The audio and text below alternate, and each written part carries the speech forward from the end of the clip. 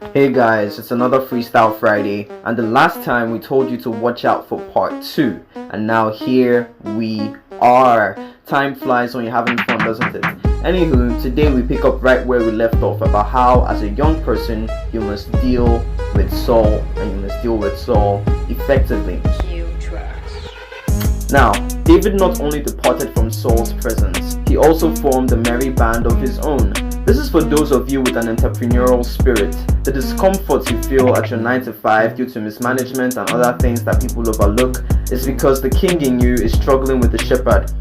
You know that you were made for more than to be Saul's apprentice. You have to trust yourself enough to go out there and build. Obviously, this is difficult and no one expects you to just up and quit your job in this moment of economic crisis. But what networks are you building towards tomorrow? David was constantly amassing followers long before he gained an official title. You need to network today for what you want to work tomorrow. Stop expecting more from people who have less. John chapter 12 verse 40. Many of us constantly try to draw water from an empty well.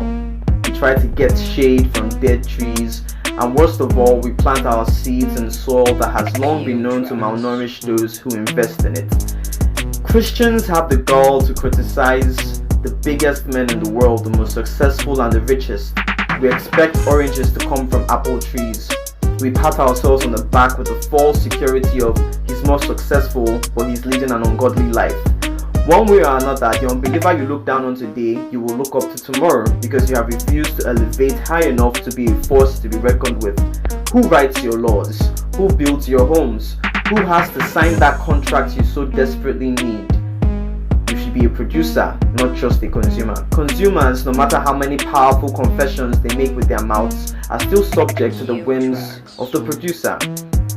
You're wrapped in the comfort zone of the four walls of church where you constantly hear, God is set to do a new thing in your life. And yet you go back to the same old 9 to 5 doing the same old things. Enough is enough.